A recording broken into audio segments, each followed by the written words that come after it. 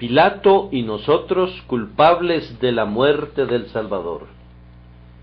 Viendo Pilato que nada adelantaba, sino que se hacía más alboroto, tomó agua y se lavó las manos delante del pueblo, diciendo: Inocente soy yo de la sangre de este justo, allá vosotros. Y respondiendo todo el pueblo, dijo: Su sangre sea sobre nosotros y sobre nuestros hijos. Mateo 27, 24, 25. La crucifixión de Cristo marcó el colmo del pecado cometido por nuestra raza. En su muerte encontramos a todos los pecados de la humanidad unidos en una conspiración execrable. La envidia, el orgullo y el odio están allí, conjuntamente con la ambición, la falsedad y la blasfemia, ávidos todos de proyectarse en crueldad, venganza y homicidio.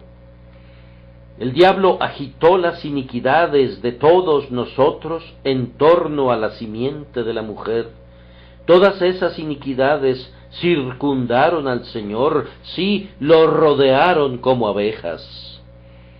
Todas las maldades de los corazones humanos de todas las épocas se dieron cita alrededor de la cruz.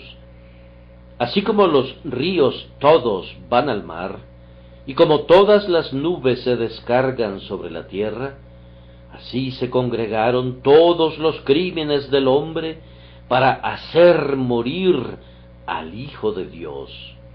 Pareciera como si el infierno hubiera convocado a un convite, y todas las varias formas de pecado hubiesen acudido en tropel a la cita. Legión tras legión apretaron el paso a la batalla. Así como los buitres se precipitan sobre la carroña, así corrieron las bandadas de pecados para convertir al Señor en su presa. Y una vez congregadas las tropas de pecados, consumaron el crimen más atroz que el sol jamás haya presenciado. Manos inicuas crucificaron y mataron al Salvador del mundo. Acabamos de cantar dos himnos en los que asumimos nuestra porción de la culpa por la muerte de nuestro Señor.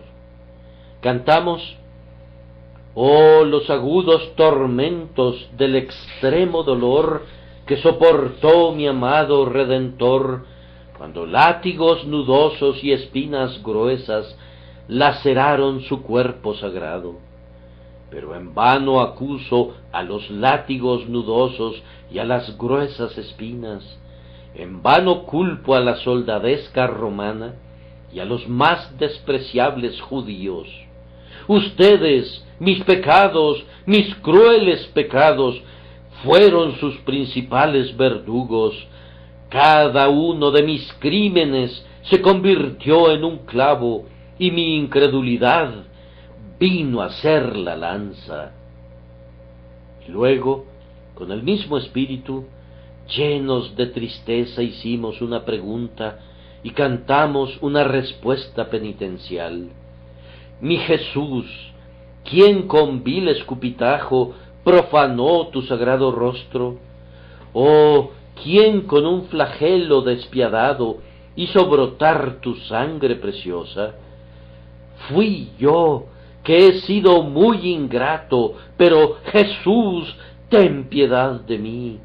Oh Señor mío, compadécete de mí y perdóname por tu dulce misericordia. Tal vez algunos de ustedes no comprendan bien lo que han estado cantando, pero algunos de nosotros nos hemos declarado culpables de manera sincera y consciente de la muerte de nuestro Señor Jesucristo. Nosotros sabemos que Él no sólo sufrió para borrar nuestras transgresiones, sino también por causa de nuestras iniquidades. Esto no es muy claro para muchos de ustedes, y no les pido que pretendan que les quede claro.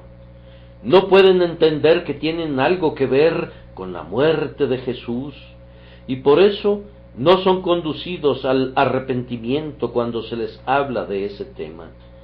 Ciertamente imitan el ejemplo de Pilato en nuestro texto, cuando tomó agua y se lavó sus manos delante de la multitud, diciendo: inocente soy yo de la sangre de este justo. El propósito de nuestro sermón será despertar conciencias adormecidas, sin meternos en preguntas metafísicas relativas a si Pilato tuvo en realidad participación o no en la acción particular por la que murió Jesús. Les voy a mostrar que de muchas maneras los hombres cometen en la práctica un crimen semejante, y voy a demostrar así que tienen disposiciones similares a aquellos antiguos asesinos de Cristo. Aunque repudian la crucifixión, la repiten, si no en la forma, sí en el espíritu.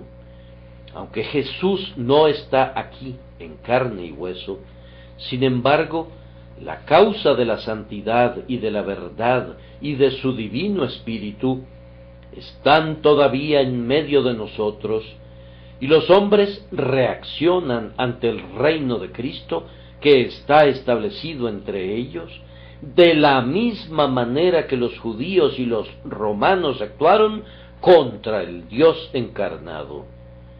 Es cierto que no todos los hombres son igualmente sus enemigos empedernidos, pues el Señor habló de algunos que mayor pecado tienen, y pocos son tan culpables como Judas el traidor, ese hijo de perdición. Pero en cualquiera de sus formas, el rechazo de Cristo es un grave pecado, y será una grandiosa bendición evangélica si se arrepienten de él, a la manera del profeta que dijo: y mirarán a mí, a quien traspasaron, y llorarán como se llora por hijo unigénito, afligiéndose por él como quien se aflige por el primogénito.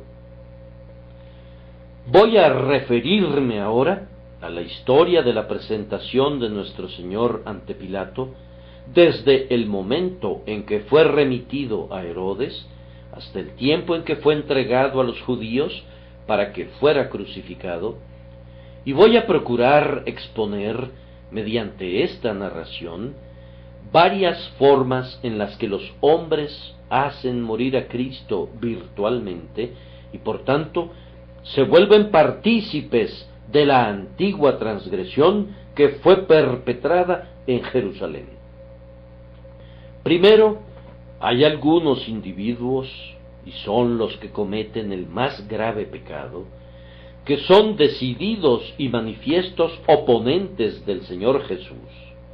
Estos son los hombres que están representados por los principales sacerdotes y los ancianos del pueblo judío, que desde hacía mucho tiempo pedían la sangre del Salvador, porque no podían soportar su enseñanza.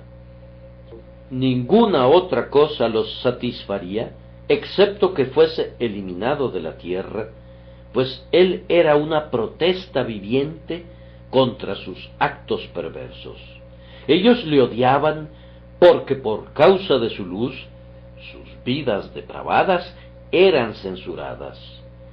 Estos fueron los verdaderos asesinos de Cristo, que se gloriaban en su vergüenza y desafiaban el castigo que merecían, gritando: su sangre sea sobre nosotros y sobre nuestros hijos. Todavía tenemos en medio de nosotros a personas que no pueden soportar la enseñanza de nuestro Señor Jesús.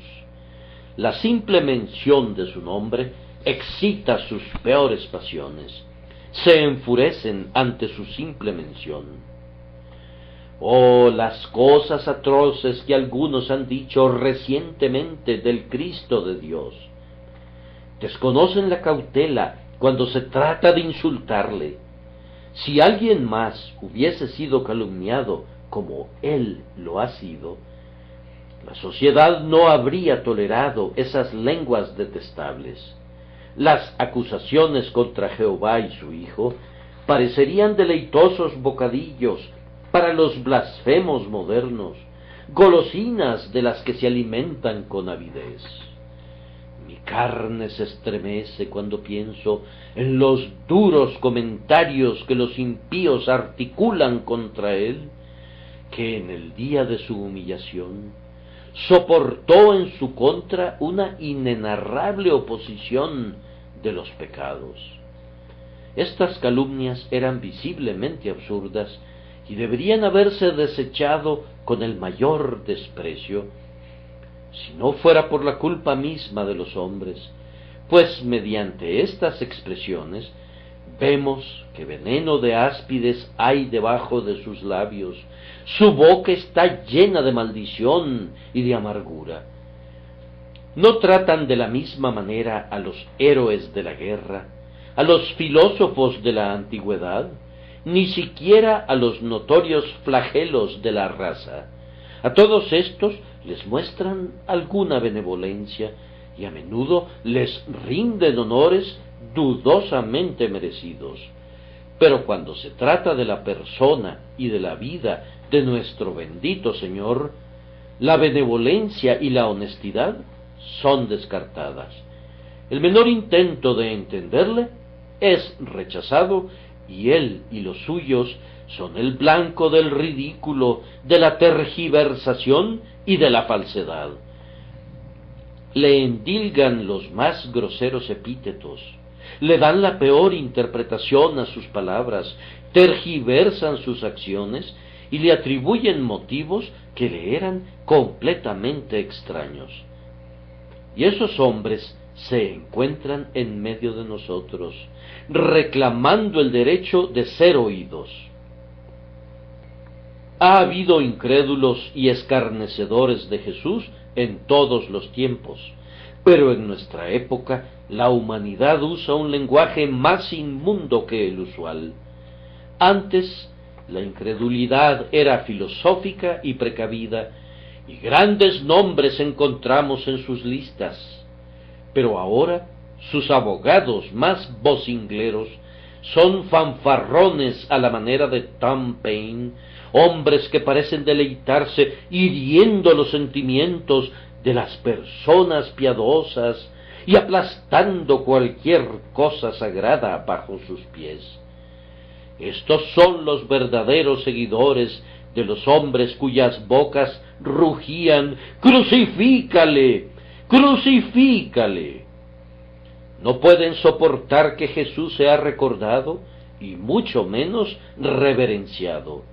Ellos argumentan ser liberales y tener un corazón abierto para todas las religiones, pero su desprecio por la fe de Jesús, que desconoce cualquier mitigación, es manifestado en toda ocasión posible, evidenciando que el espíritu de persecución arde dentro de ellos.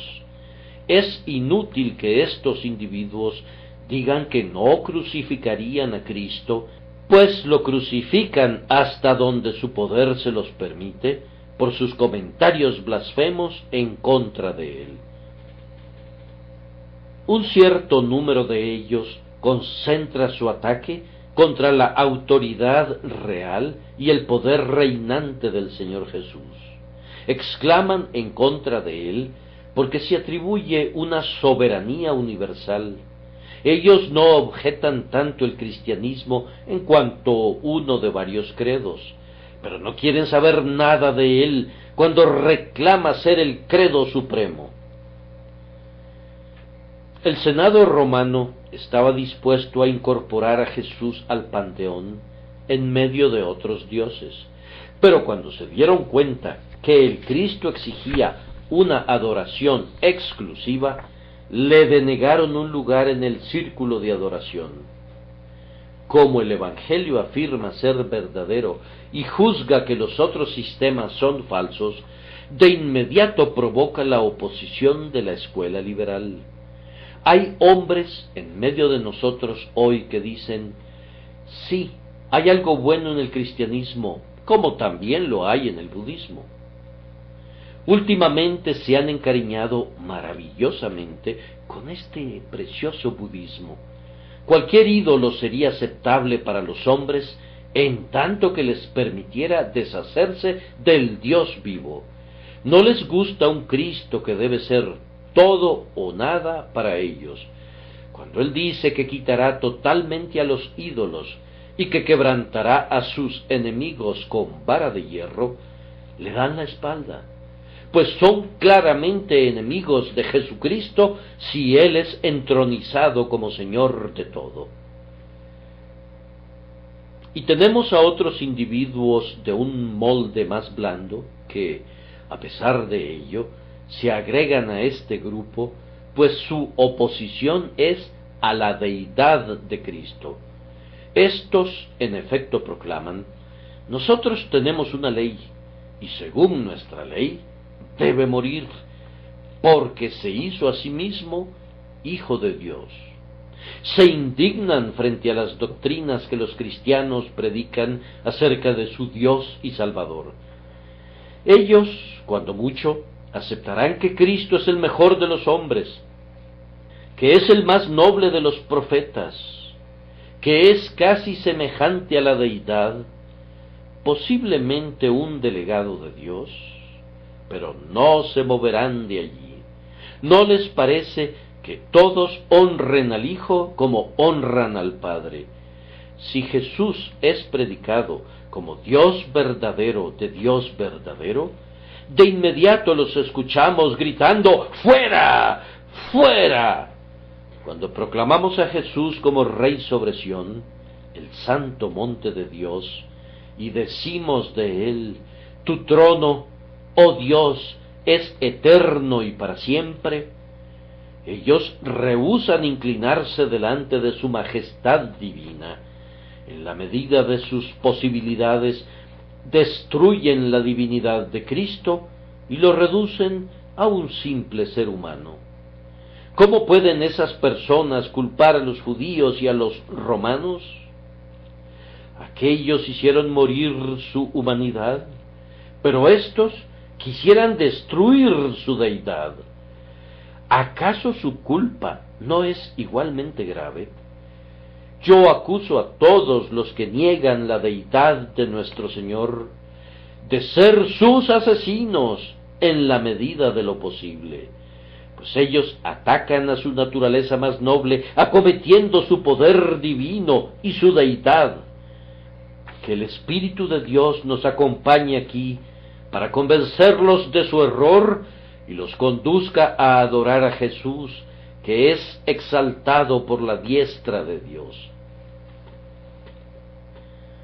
Debo presentar muy claramente la acusación en el nombre de Dios y de la verdad.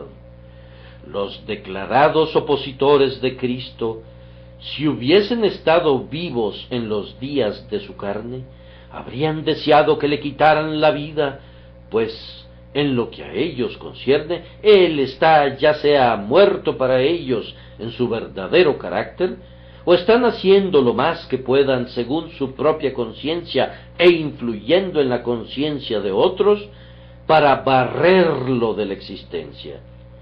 Si ellos dijeran que no habrían matado literalmente a Jesús en la cruz, yo digo que lo están haciendo morir de una manera que lo rebaja todavía más, es decir, la destrucción de toda su influencia en la mente de los hombres, despreciando su expiación por medio de la cual Él reconcilia a los hombres con Dios, volviendo los corazones de los hombres en contra de Él e influenciándolos para que rechacen su salvación. Estos hombres hacen todo lo posible para robarle el gozo que estaba puesto delante de Él, por el cual sufrió la cruz, menospreciando el oprobio. ¿Acaso esto no es nada? Mátenme si quieren, pues yo viviré cuando esté muerto por las palabras que he hablado. Pero consideraría un crimen peor que ustedes quitaran de las mentes de los hombres todo lo que he enseñado y que echaran abajo todo el bien que he procurado hacer. Y si esto es así con un simple mortal, mucho más lo es tratándose de Jesús, quitarle la vida sobre una cruz es comparativamente menor que cuando se declara: no seremos influenciados por Él, ni creemos en Él como Salvador y Dios, y en la medida de nuestro poder vamos a impedir que otros crean en Él. ¡Qué propósito tan execrable para la vida de un hombre! ¡Cuán horrible fama para ser buscada por alguien! Querer erradicar el Evangelio de Jesús. Terrible será el castigo de este pecado. Oh, opositor de Jesús, en lugar de ser menos culpable que los judíos del tiempo de nuestro Señor, tú eres incluso más culpable. Tú no le estás quitando la vida de una forma, pero se la estás quitando de otra, y el crimen es con el mismo espíritu. Mi Señor es clavado en una cruz mística por tus crueles palabras. Veo frente a los ojos de mi mente un calvario en donde el Señor Jesús es crucificado otra vez y es expuesto a la vergüenza pública por los infieles sarcasmos y las insinuaciones escépticas. Le veo escarnecido y reducido a nada por aquellos que niegan su deidad y rehúsan creer en su sacrificio. Baste con esto. Que la conciencia esté presente aquí y que el Espíritu de Dios esté presente también, para que los hombres no se atrevan a lavarse las manos en inocencia si han sido antagonistas públicos de Jesús y si todavía lo son. Oh, que se volvieran a Él y se convirtieran en sus discípulos. Sus hermosuras son tales que pueden cautivar a cualquier corazón honesto. Su enseñanza es tan tiernamente razonable, tan llena de dulzura y de luz, que es sorprendente que los hombres no la reciban con gozo. Su cruz es única, un ser sufriente que entrega su sangre, cargando con ofensas que no eran suyas, para que sus propios enemigos vivan. El concepto es tan extraño que nunca habría podido originarse en la mente egoísta del hombre caído. Por su propia reacción, él mismo da testimonio de esto. ¡Ay de aquellos que luchan contra esta verdad, pues les costará muy caro! El que cayere sobre esta piedra será quebrantado, y sobre quien ella cayere le desmenuzará. Miren lo que le ocurrió al pueblo judío. Ellos mismos fueron crucificados por Tito en tan grande número que ya no encontraban leña suficiente para su ejecución. Jerusalén destruida es la consecuencia de Jesús crucificado. Tengan cuidado, ustedes que luchan en su contra, pues el Padre Omnipotente participará en la reyerta, y todas las fuerzas de la creación y de la providencia estarán bajo sus órdenes para trabar combate a favor de la verdad y de la justicia. El Nazareno ha triunfado y triunfará hasta el fin, cuando ponga a todos sus enemigos debajo de sus pies. Oh, ustedes que le odian, sean sabios oportunamente y pongan fin a esta lid sin esperanzas, en las que ustedes luchan principalmente contra sus propias almas. Espero que no haya muchas personas aquí a quienes se aplique esta primera parte del sermón. Vamos a proseguir al segundo punto. La conciencia de Pilato le remordía y deseaba ansiosamente no condenar a muerte a Jesús. Sin embargo, no veía cómo podía evitar eso, en vista de que los judíos lo amenazaron con acusarle de falta de lealtad al César, y ese César era el sombrío tirano Tiberio, que era implacable en su furia. Después de enviar a su prisionero a Herodes, descubre que no tiene escape por esa vía y por tanto se aferra a una segunda esperanza. Le dice a la multitud que la tradición de la fiesta requiere que se suelte un prisionero, el que quisiesen. Pilato espera que elijan a Jesús de Nazaret. De verdad era una vana esperanza. Da la casualidad que había otro Jesús en prisión en ese momento, es decir, Jesús Barrabás, que era un asesino y además era culpable tanto de sedición como de robo. Pilato reúne a los dos y deja que los judíos elijan. Sería un cuadro impresionante si en realidad fue así, como lo sugiere un autor de la vida de Cristo, que Pilato efectivamente enfrentó a los dos individuos delante de la multitud. Vean allí al asesino de rostro moreno y fiero, de amenazante mirada, con todas las marcas de furia y de odio en su cara, el hombre sorprendido en flagrante, acostumbrado a la sangre, un bandido cuya específica profesión era la contienda. Allí está como un lobo, y junto a él es colocado el manso Cordero de Dios. Miren su rostro y verán todo lo que es bueno, tierno, benevolente y heroico. Las encarnaciones del odio y del amor están delante de ellos, y Pilato deja que la multitud decida. Sin dudarlo ni un instante, ellos gritan: «¡No a éste, sino a Barrabás!». Y Barrabás era ladrón.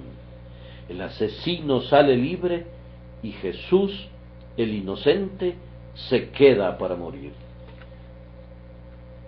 En esto tendré que inculpar a una segunda clase de hombres en lo relativo a su elección. Muchos de nosotros, por la gracia divina, hemos elegido a Jesús para que sea nuestro Salvador, Rey y Señor.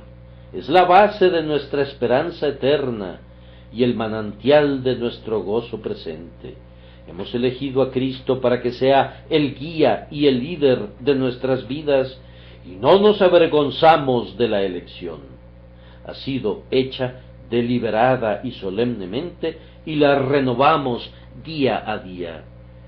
El alto cielo que ha oído el solemne voto, ese voto diariamente renovado oirá hasta que nos inclinemos en la última hora de la vida y bendigamos en la muerte un lazo tan amado. Me temo que algunos de ustedes no han elegido a Cristo, pero ¿qué han elegido? Permítanme mencionar 2 o 3 objetos de la elección humana dignos de identificarse con el Barrabás de tiempos antiguos. Demasiados han elegido la concupiscencia para que sea su deleite. No voy a pintar a ese repugnante monstruo, no dispongo de colores para hacerlo. Es una cosa asquerosa y bestial. La mejilla de la modestia se ruboriza ante su simple mención. Sin embargo, por los placeres del desenfreno, Cristo es desechado. Por la mujer extraña muchos hombres han desperdiciado su alma y han elegido la infamia en lugar de la gloria. Excuso a medias a los judíos por escoger a Barrabás cuando veo a un hombre obedeciendo las concupiscencias de la carne en lugar de obedecer a Cristo. Y sin embargo, probablemente me estoy dirigiendo a individuos que se entregan secretamente a sus pasiones más bajas y por tanto no se animan a convertirse en cristianos decididos. Ellos saben que no pueden ser seguidores de Cristo y sin embargo se entregan a la lascivia y a la fornicación. y por tanto, por este vil desenfreno, no se aferran a Jesús. Muy frecuentemente me encuentro con personas que han elegido a otro Barrabás en lugar de Jesús. Tomando prestado un término del paganismo, lo voy a llamar Baco. La bebida es el demonio que esclaviza a millones. Es un vicio que degrada a los hombres, que deforma la imagen de Dios en ellos. En realidad, ¿insultamos a las bestias cuando decimos que un borracho se hunde al nivel de las bestias? Pues el ganado nunca llega tan bajo como el borracho. Ay, he conocido hombres, y mujeres también, que han estado oyendo el Evangelio y en cierta medida han sentido su poder, y sin embargo, por este pecado, han vendido sus almas y han renunciado a su Salvador. Ningún borracho tiene vida eterna morando en él. Y hablando claramente, hay cristianos que profesan la fe, que merecen ser designados como borrachos. Digo que prefieren el demonio de la bebida al Santo Señor Jesús. Ustedes condenan a los judíos por elegir a Barrabás. ¿Dónde encontrarán a un abogado que los defienda cuando eligen a la borrachera? Si fue pecaminoso que ellos eligieran a un asesino, ¿qué será para ustedes que elijan este vicio maldito que asesina a cientos de miles de personas? Oh, este vicio nacional nuestro, el vicio que convierte a esta nación en un refrán y en un proverbio entre las naciones de la tierra. ¿Qué diré de él? Y lo van a poner como rival de mi Señor. Oh, es una vergüenza, una cruel vergüenza que a la borrachera se le dé preferencia sobre aquel que nos amó y se entregó por nosotros. Bien, dirá alguien, yo no caigo en ese pecado.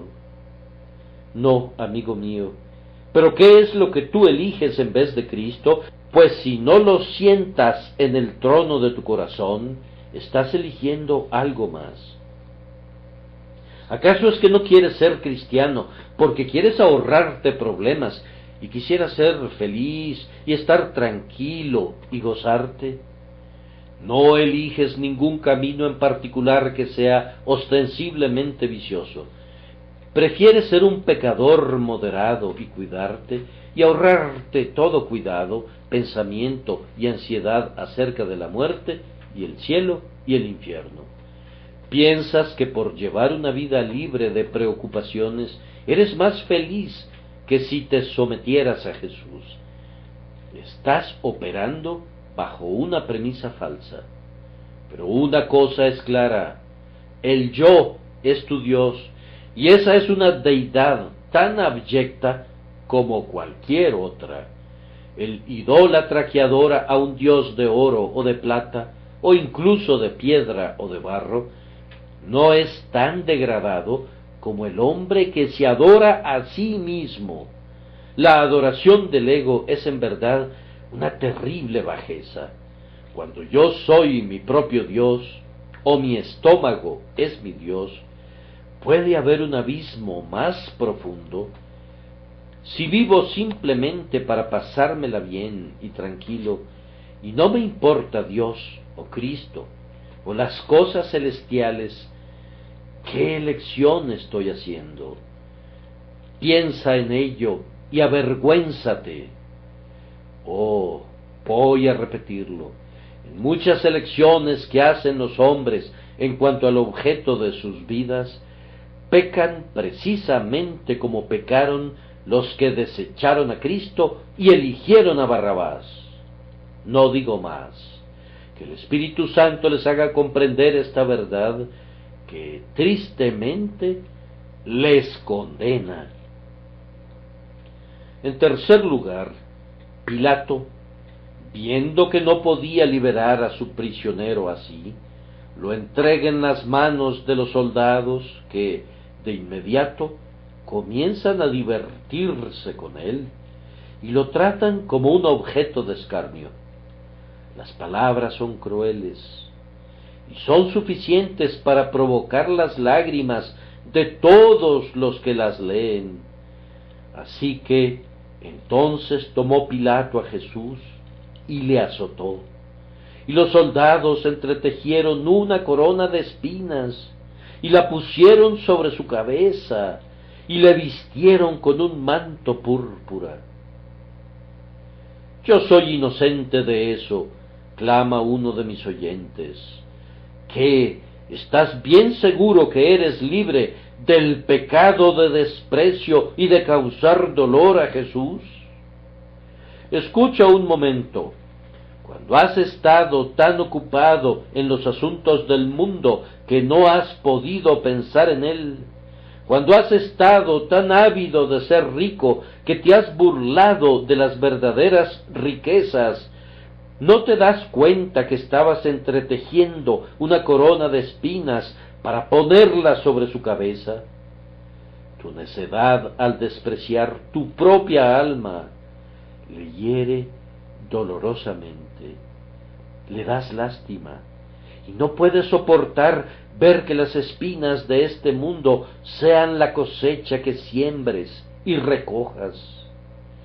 Si no tuviera un corazón tan amante y tanta ternura de espíritu, no importaría, pero esta crueldad para contigo mismo es crueldad para con él, y virtualmente cuando has estado lleno de cuidados y ansiedades relativos al mundo y no has tenido cuidado e interés acerca de él, o en lo relativo a tu propia alma, has colocado una corona de espinas sobre su cabeza.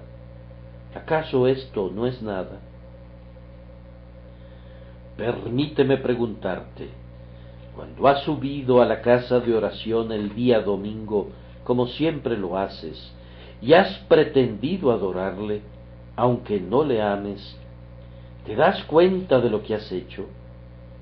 ¿Te has mofado de él cuando tu adoración ha sido fingida, y de esta manera le has vestido con un manto de púrpura? Pues ese manto de púrpura significaba que lo hacían rey nominal, un rey que no era en verdad un rey, sino un simple espectáculo. Tu religión del día domingo, que ha sido olvidada durante la semana, ha sido un cetro de caña, una insignia impotente, una simple impostura. Te has burlado y le has insultado incluso en tus himnos y en tus oraciones, pues tu religión es una pretensión, no tiene corazón. Le llevaste una adoración que no era adoración, una confesión que no era confesión, y una oración que no era oración. ¿Acaso no es cierto? Les pido que sean honestos con ustedes mismos. ¿Acaso no es así? Y luego, durante la semana entera, ¿no han preferido a cualquiera en lugar de Jesús? ¿No han preferido cualquier libro a la Biblia? ¿No han preferido cualquier ejercicio a la oración? ¿No han preferido cualquier disfrute a la comunión con Él? Los objetivos políticos los han incitado, pero no la gloria del Señor ni la expansión de su reino. ¿Acaso esto no es despreciar a Jesús? ¿No es burlarse de Él? ¿Acaso muchos de ustedes no están cansados del Señor, cansados del domingo, cansados de los sermones acerca de Jesús, cansados de la sangre de la expiación, cansados de alabar al Redentor? ¿Qué es esto sino desprecio hacia Él? Demasiadas personas han bromeado incluso acerca de las cosas más sagradas. Si no se han burlado personalmente de Jesús, han ridiculizado a su pueblo por causa suya y se han divertido a costa de su evangelio. Algunos hacen de la religión un espantapájaros, y la piedad es tratada como un refrán. Los escrúpulos de conciencia son despreciados como cosas absurdas y pasadas de moda, y la devoción a Cristo es rebajada hasta hacerla afín con la locura. Sabemos que es así, incluso entre quienes oyen el Evangelio y creen en él en lo exterior. Hay un desprecio por la vida y el poder del Evangelio. Conocen y honran su nombre, pero no valoran la realidad de la piedad vital. Algunas veces su conciencia truena con potencia en ellos, y entonces se ven forzados a desear aquello que otras veces han desdeñado. Menosprecian la sangre de Jesús, pero fingen ser partícipes de su poder que perdona. Me temo que ninguno de nosotros se atreverá a lavarse las manos por esto, como un pecado de nuestro estado caído. Hubo un tiempo cuando muchos de nosotros que amamos a Jesús ahora y podríamos besar cada una de sus heridas, teníamos tan baja opinión de él, que para nosotros cualquier cosa era mejor que él. La historia de sus sufrimientos era aburrida como un cuento trillado, y en lo relativo a entregarnos a él, lo considerábamos una expresión fanática o un sueño lleno de entusiasmo. Bendito Salvador, tú nos has perdonado. Perdona a otros que están haciendo lo mismo. Me quedan escasos minutos que dedicar a cada punto, así que debo referirme ahora a otro pecado del cual muchas personas son culpables, es decir, el pecado de la indiferencia en relación a los sufrimientos de nuestro Señor. Pilato pensó que tenía otra opción para dejar ir al prisionero y la ensayó. Azotó a Jesús. No les diré cuán terribles eran los azotes de los romanos. No podría igualarse a nada, con la excepción del knut de los rusos. Era la más terrible de las torturas. Muchos morían al ser azotados, y casi todas las víctimas se desmayaban después de unos cuantos azotes. A consecuencia de ellos, el cuerpo humano era reducido a una masa de carne magullada, sangrante y estremecida. Cuando el Salvador era toda una masa de heridas y magulladuras, Pilato lo presentó a la multitud diciendo: «He aquí el hombre», apelando al resto de humanidad que esperaba que todavía tuvieran los principales sacerdotes y los ancianos. «He aquí el hombre», dijo. ¿Acaso eso no es suficiente? Está aplastado y golpeado y sangrando por todas partes, y eso no es suficiente.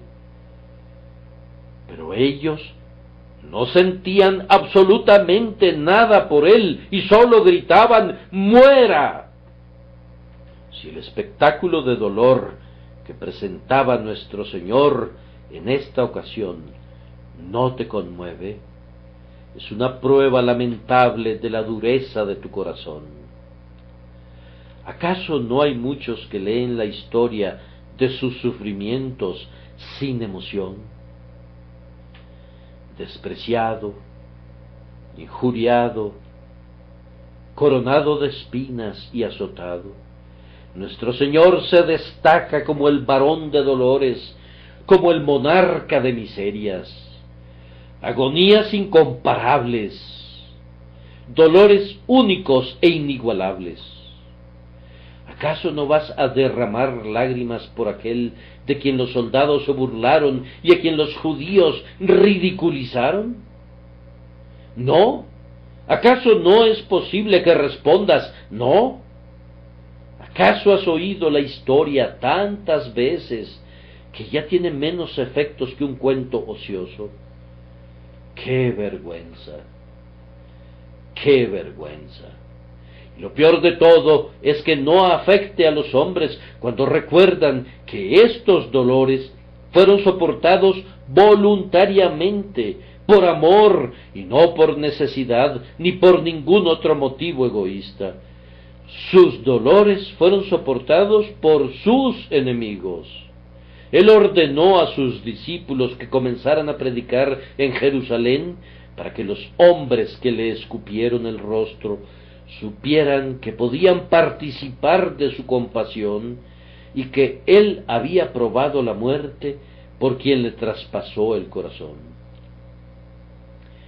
Él muere orando por sus asesinos. ¿Cómo es posible que eso sea así? Que un hombre muera por su amigo es algo noble y admirable, pero que un hombre muera por quienes le quitan la vida es el espectáculo más extraordinario que los ángeles puedan contemplar jamás. Tenemos que considerar esto también, que toca de la manera más tierna a los creyentes. Nuestro Señor sufrió así por nosotros. En su muerte está nuestra esperanza, pues de lo contrario estaríamos perdidos para siempre. Si no tuviéramos parte y porción en los méritos de la agonía, entonces para nosotros no quedaría ninguna esperanza, sino sólo esperar con terror el juicio y la fiera indignación. ¿Acaso no nos lamentamos cuando vemos a Jesús agonizando? Oh sentimiento, tú me has abandonado y te has recluido en las bestias, y los hombres han perdido la razón. Ciertamente nuestros corazones serán como la peña en Horeb. Golpeadas por la vara de la cruz, nuestras almas manarán ríos de dolor penitencial. Pero en esto hay una prueba maravillosa de nuestra culpabilidad, que tenemos compasión por cualquiera, excepto por el Salvador, que podemos llorar por nuestro perro faldero, y sin embargo podemos oír de los sufrimientos de Cristo con absoluta indiferencia. Hay multitudes de personas de este tipo, y ruego al Espíritu de Dios que toque sus conciencias sobre este asunto de la frialdad hacia Jesús. Pero debo apresurarme, aunque quisiera detenerme un poco más, dejando la ampliación de estos cargos para sus meditaciones. Hay otro crimen del que son culpables muchos, que fue cometido por el propio Pilato, y ese fue el crimen de la cobardía. No menos de 3 veces Pilato dijo de nuestro Señor: yo no hallo delito en él, y sin embargo no le soltó. Él mismo reconoció: tengo autoridad para crucificarte, y tengo autoridad para soltarte, y sin embargo no ejerció la autoridad para soltarlo. Por cobardía no se atrevió a soltar a su perfectamente inocente prisionero. Él sabía, pero no actuó con base en su conocimiento. ¿Acaso tengo personas delante de mí cuyo conocimiento supere en mucho su práctica? Esto, en verdad, será uno de los gusanos del infierno que nunca mueren, el remordimiento de una conciencia instruida y negligente. Sobre la puerta de su prisión, los condenados leerán esta inscripción: tú conocías tu deber, pero no lo cumpliste. El conocimiento que hace responsables a los hombres por sus actos aumenta la responsabilidad en la medida que aumenta el conocimiento, y con ello aumenta su culpa y su castigo. Además, Pilato no sólo conocía su deber, sino que a su modo quería cumplirlo. Uno casi siente lástima por ese vacilante cobarde. Vean cómo lucha para soltar a Jesús de alguna manera indirecta que no le implique ningún costo. Él desea, decide y luego se echa para atrás, como una barca sacudida por vientos contrarios. En un momento casi se encuentra en puerto seguro, pero súbitamente es lanzada mar adentro. Oh, la cantidad de deseos incumplidos que uno podría recoger en este tabernáculo, de la manera que los hombres recogen frutos prematuros que el viento ha desgajado de los árboles. Los hombres desean arrepentirse, desean creer, quisieran decidir, desean ser santos, desean tener la paz de Dios, pero sus deseos no conducen a una decisión práctica y así perecen en el umbral de la misericordia. Su bondad termina en deseos vanos, que no hacen sino evidenciar su responsabilidad, y de esta manera aseguran su condenación. Sin embargo, para ser justos, debemos admitir que Pilato hizo algo más que desear. Él habló a favor de Cristo, pero habiendo hablado en favor de Jesús, no procedió a la acción como estaba obligado a hacerlo. Es posible que un hombre diga con su lengua, ningún delito hallo en él, y que luego, por medio de sus acciones, condene a Jesús entregándole a la muerte. Las palabras son un pobre homenaje para el Salvador. Él no salva a la humanidad con palabras, y no debe ser retribuido de dientes para afuera. Pilato habló con suficiente arrojo, pero luego se retrajo ante los clamores de la multitud. Y sin embargo, Pilato podía ser firme algunas veces. Cuando Jesús fue clavado en la cruz, los sacerdotes rogaron a Pilato que cambiara la acusación que estaba escrita sobre su cabeza, y Pilato no cedió, sino que replicó, lo que he escrito, he escrito. ¿Por qué no demostró un poco de firmeza cuando Jesús todavía estaba vivo? Pilato no era un ser completamente débil y afeminado como para que fuera incapaz de afirmar su pie. Si lo hizo una vez, pudo haberlo hecho antes, y así habría podido salvarse de cometer esta grave transgresión. No hay Pilatos aquí, personas que podrían haber sido cristianas si hubiesen poseído suficiente valentía moral. Algún necio compañero se habría burlado de ellos si se hubieran convertido en religiosos, y esto no lo pueden soportar. Pobres cobardes.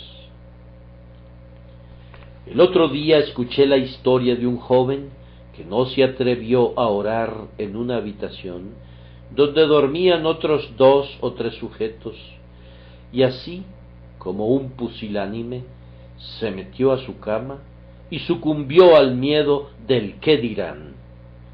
Me temo que hay hombres que prefieren ser condenados a que se burlen de ellos. Otra persona tiene un compañero perverso y sabe que debe cortar con esa compañía si se convierte en un seguidor de Jesús. Él quisiera hacerlo, pero carece de valentía. Oh, tú que rehuyes todo lo que implica servir a Cristo por miedo al qué dirán, ¿acaso no sabes cuál es la porción de los miedosos? Oh, ustedes que son temerosos, ¿cómo es posible que Jesús esté cubierto de heridas y vergüenza por ustedes, y que ustedes se avergüencen de él? La muerte se aproxima velozmente a él, y ustedes todavía esconden de él sus rostros. En verdad, esto es crueldad tanto hacia Cristo como hacia ustedes mismos. ¿No pueden apartarse de sus enemigos? Salid de en medio de ellos y apartaos, dice el Señor, y no toquéis lo inmundo. ¿No abrazarás su causa? Si alguno me sirve, sígame. Mediante esta cobardía haces todo lo que esté de tu parte para quitarle la vida a Cristo. ¿Cómo?, preguntarás. Bien, supón que todo el mundo actuara como tú. ¿Habría cristianismo en el mundo? Si todo mundo fuera cobarde, ¿habría alguna iglesia en la tierra? ¿Acaso no estás asesinando a Cristo y estás enterrando a Cristo en la medida de tus posibilidades? ¿No estás destruyendo su influencia y debilitando su iglesia cuando rehusas reconocerle? ¿Acaso no es así? Considéralo. Estás rehusando usar cualquier influencia que pudieras tener en el mundo a favor de Jesús. Aunque hay multitudes muy activas en despreciar a Jesús y en oponérsele, tú no alzas una mano por él. ¿Por qué no sales y dices, yo estoy de su lado? Por tu supuesta neutralidad, actúas como enemigo suyo. Debes estar de un lado o del otro ahora que has oído el Evangelio, pues Jesús ha dicho, el que no es conmigo, contra mí es, y el que conmigo no recoge, desparrama. Tú estás en contra de él y estás desparramando. Supón que otros sigan tu ejemplo. Bien, dirás, no hay nada malo en mi ejemplo, excepto que no soy cristiano. Precisamente por eso, ya que bajo algunos aspectos la propia calidad de tu ejemplo lo convierte en un agente más poderoso para el mal. Yo no creo que el ejemplo de un borracho reconocido tenga influencia en muchos jóvenes para que se entreguen a la borrachera. Por el contrario, muchos son advertidos por el deplorable espectáculo y huyen y se entregan a una total abstinencia por seguridad.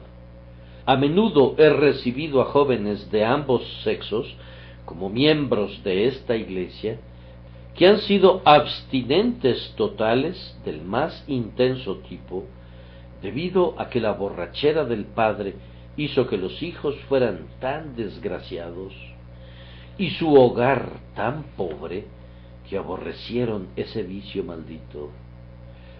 Vean entonces cómo un mal ejemplo puede perder su poder maligno por su visible exceso. Tu caso es diferente. Tu ejemplo es, en algunos sentidos, admirable, y luego lo arrojas del lado del diablo. Entre mejor seas, más daño estarás causando al ponerte del lado del mal.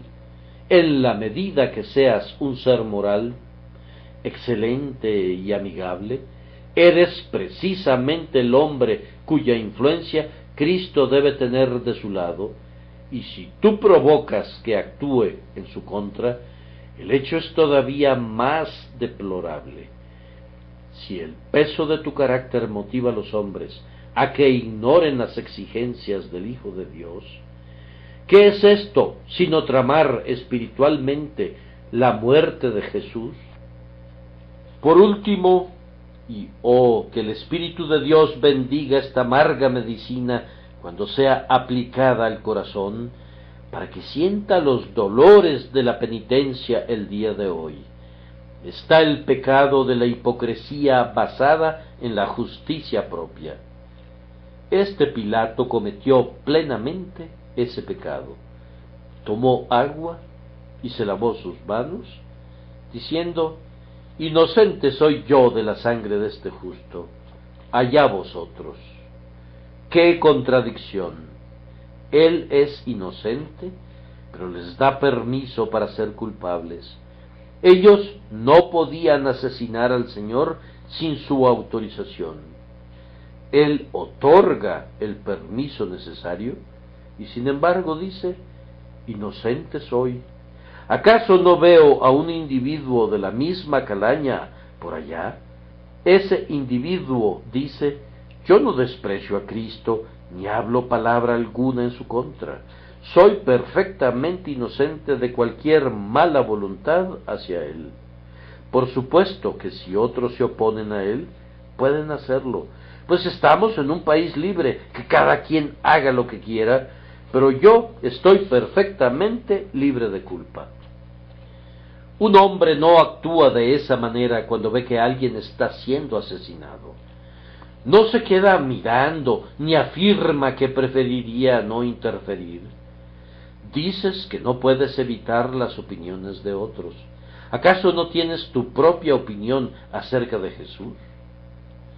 Dices: no pienso nunca en él. ¿Acaso eso no es un desprecio?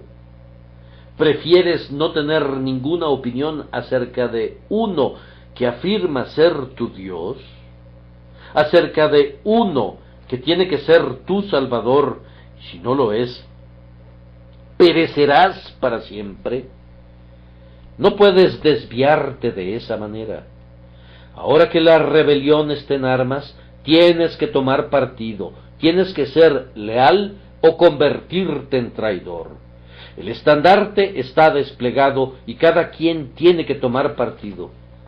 Tu negligencia hacia Jesús contradice tu posición de ser neutral. Pretendes no meterte con él, pero eso resulta fatal. Un hombre está atrapado en aquel aposento alto de aquella casa en llamas, y tú puedes salvarlo. Rehúsas involucrarte en el asunto, pues para ti es algo indiferente de cualquier manera, y así lo dejas en manos de los bomberos y de sus ayudantes. Mientras tanto, el hombre perece porque no quisiste ayudarle. Yo digo que no tienes excusa.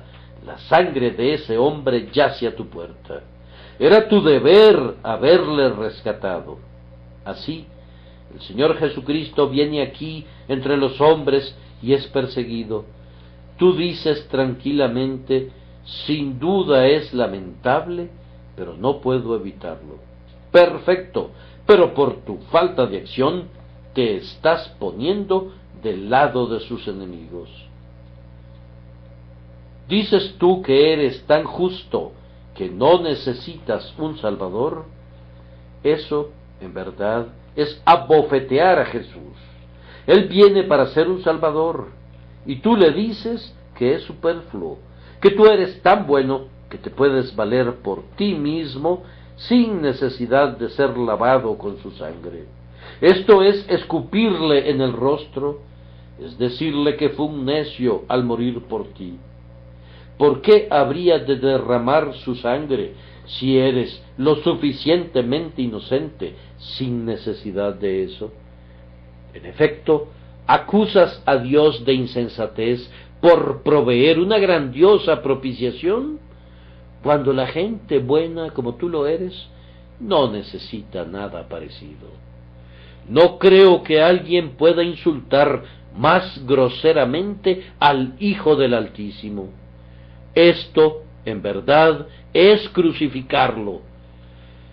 El hombre con justicia propia que dice: yo estoy limpio, priva al sacrificio de Cristo de su gloria, priva a su vida del propósito, a su persona de su dignidad, a su obra entera de su sabiduría. El propio corazón de Dios está puesto en el propósito por el que Cristo murió, y a pesar de ello, el hombre con justicia propia considera esto una insensatez. Vamos, amados oyentes, no hay campo para que ninguno de nosotros acuse a su semejante. Vayamos todos a los pies de Jesús con humildes confesiones, a Jesús que resucitó de los muertos, y digámosle a coro, llenos de tristeza: es a mí a quien pertenecen estos dolores. Soy yo quien debe sufrir por mi perversidad. Atado de pies y manos con fuertes cadenas, tus azotes, tus grilletes, todo lo demás que soportaste, mi alma debe sufrirlo, pues de sobra ha merecido esos tormentos. Sin embargo, por mi causa, tú has puesto sobre ti, en amor, todas las cargas que aplastaban mi espíritu contra el suelo. Sí, eres hecho maldición por mí, para que yo pueda ser bendecido a través de ti. Mi salud se encuentra en tus heridas.